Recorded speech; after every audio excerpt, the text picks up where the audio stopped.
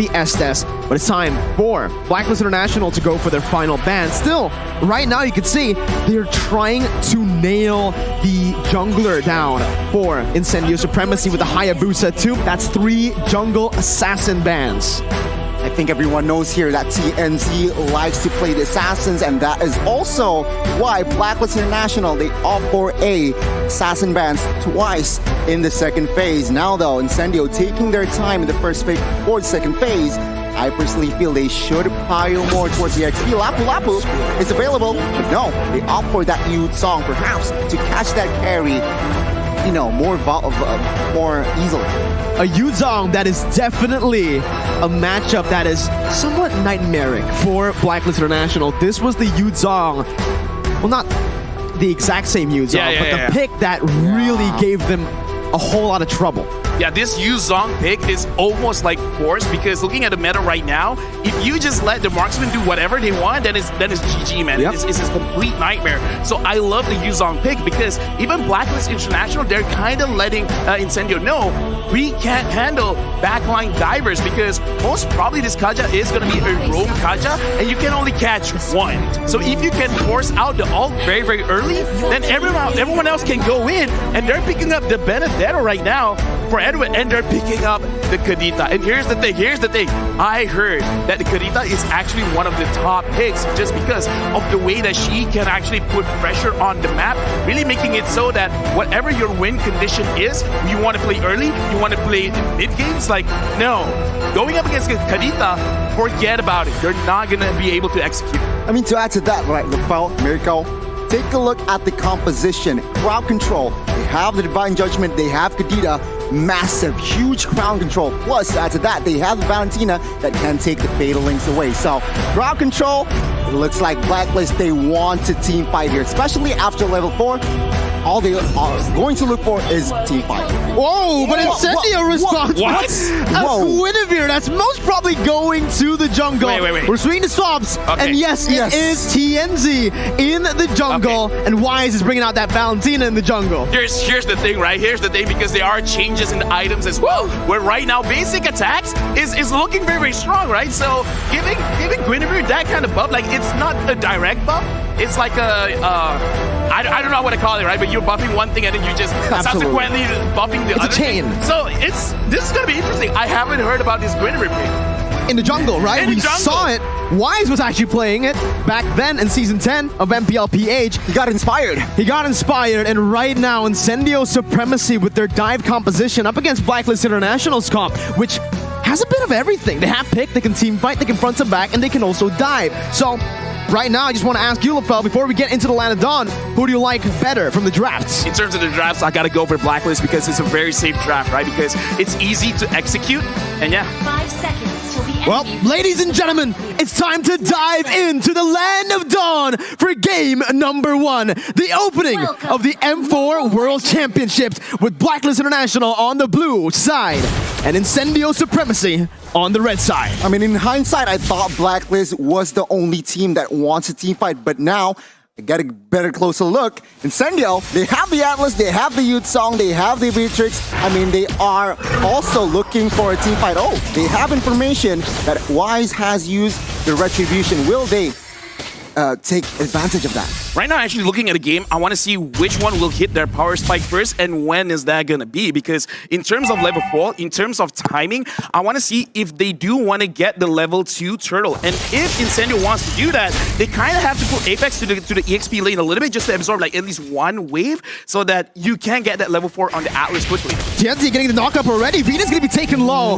Flickering out right now as Incendio had complete control of that mid lane. It is going to be the Lethal Wanderer. Picked up by Wise. Picks up the Fatal Links as well. Wise looking for a jumps in. Wise, two members. Bring it back for the combo to come in to pick up first blood around Blacklist International. Strike first. Oh my god. Incendio, they're caught.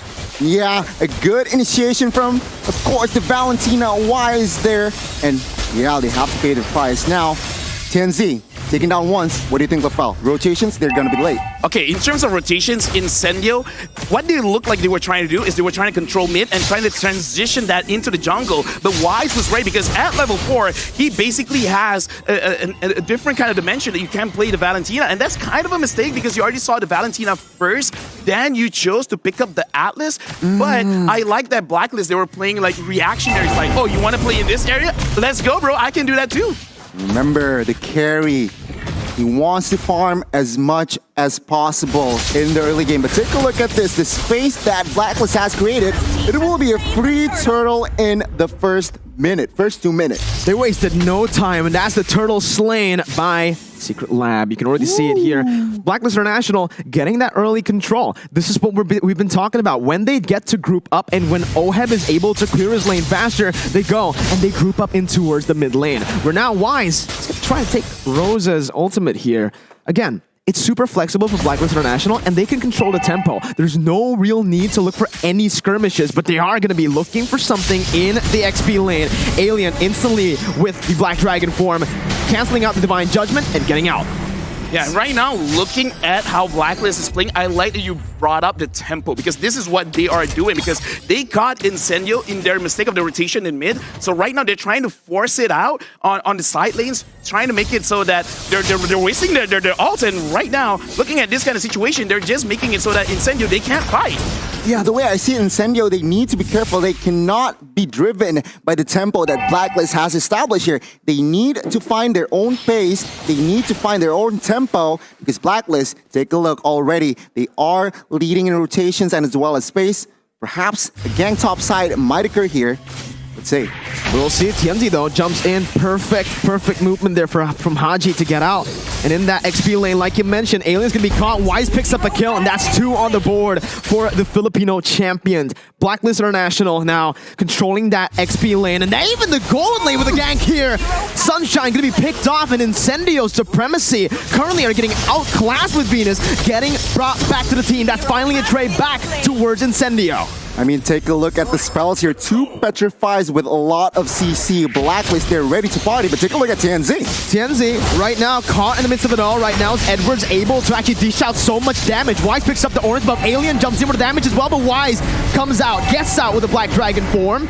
Edward is not really going to be at risk of dying here unless that damage comes in. Edward looks for the Petrify, will fall to the hands of Rosa, and it gives that turtle control back to Incendio. Incendio. 2 things I do want to say because we brought it up where Blacklist, they've already won that small skirmish in mid and they transitioned to both the EXP as well as the gold. So right now they're playing textbook, but they made a mistake where they tried to overcommit going into the jungle of Incendio, and they got to be careful. And speaking of careful, Sunshine has sat down.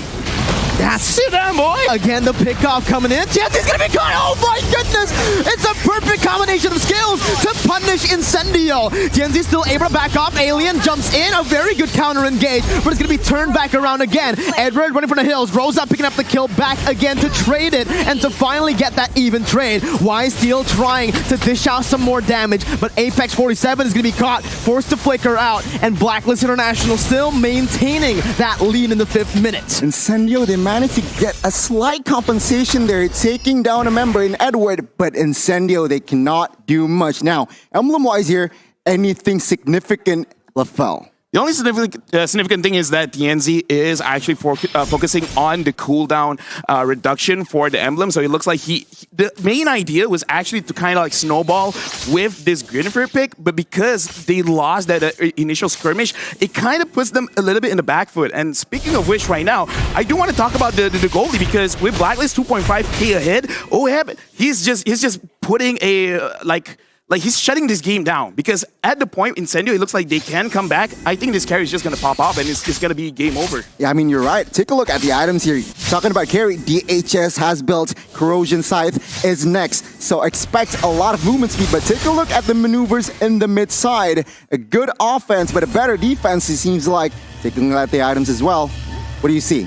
Now, honestly, for me, it's very interesting that Alien, he's not really prioritizing on spell them just yet. He wants the Hunter Strike so that even if he dies, it's totally fine as long as he can get a kill. And I feel like this is a good idea. If you're behind, try to get kills, try to slow down the game. That's great. And speaking of which, oh, my Venus got caught.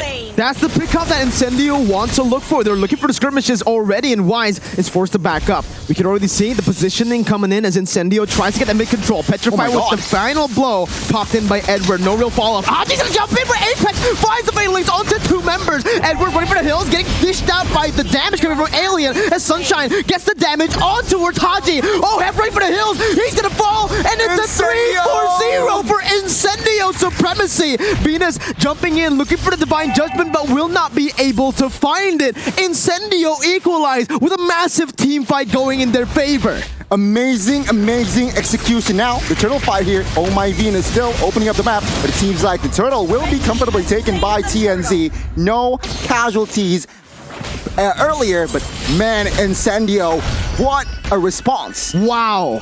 Yeah, I just gotta say, right? Because we see the shift in tempo. Yeah. Once we see they completed one item, one of their core items, they're like, yeah, let's fight it out. And I kind of feel like this is showing the growth of Incendio. It's like, we're not gonna force fights. We're gonna fight when we have the items, and TNZ goes in.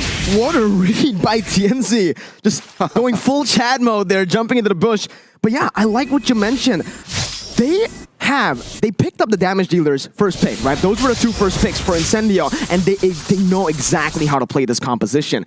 Rosa, Sunshine, they were just waiting to get those item power spikes. Despite Sunshine being caught off early, he's still able to actually get those items right on time for that crazy skirmish. Take a look at Rosa, 304 stats. So as a Lunox, that's what you want, right? Number 8, perhaps on his way to 3rd item. And of course, Blacklist, they felt this Oh My Venus could not face check as, I guess, as much as he wants now.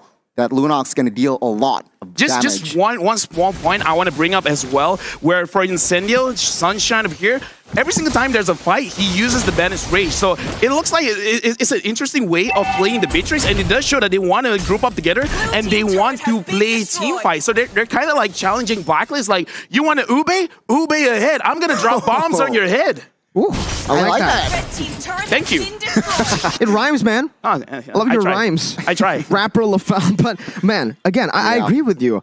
There's so much CC, there's so much AoE damage coming in from Incendio that it kind of forces Blacklist International to split up in these fights. And guess what? That's not what they want to do. Blacklist International, with their signature Ube, they want to stick together. That's the thing. Looking at their composition right now, it feels like it isn't a full Ube comp. It's a composition right now that's a bit more flexible. And because of that, right now they are actually losing out in the board control in the 9th minute of the game. Take a look outside though. Alien, Black Dragon Forward popped here. 3-on-1. Not a good time there. Alien needs to go down 5v4. Perhaps now, with the space and man advantage, Blacklist might get this free Lord. Yeah, Blacklist right now, they're playing their own macro play. They're splitting up the map. They're trying to move like a 2-3 or a 1-4, trying to catch someone off guard and make it so that Incendio, you have a choice. Pick your poison right now. And speaking of which, TNZ is there in the middle, but so far it looks like not a big engage from Blacklist.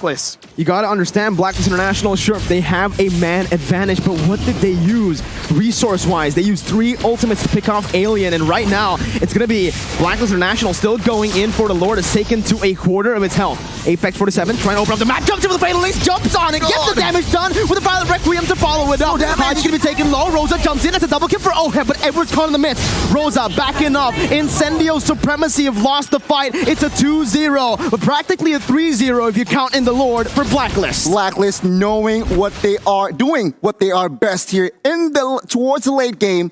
They won the team fight, they got the Lord as well, and Incendio is back, going back to the drawing boards. Now they have to defend. LaFell, what do you see?